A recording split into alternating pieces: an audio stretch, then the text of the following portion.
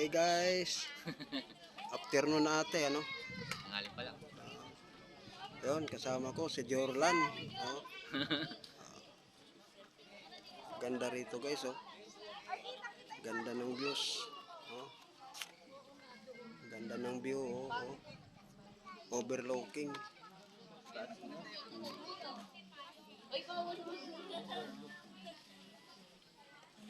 Kaso may gwardiya dito guys, si Padre Pio. Yan oh. Oh. Pakita ko sa inyo yung gwardiya, laking tao guys, oh. Yan. Yan si Padre Pio. Sa yung mahiwagang santo rito.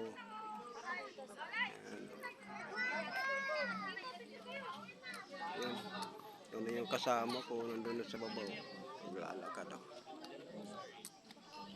Ang taas dito guys. Thank you guys. Bye bye.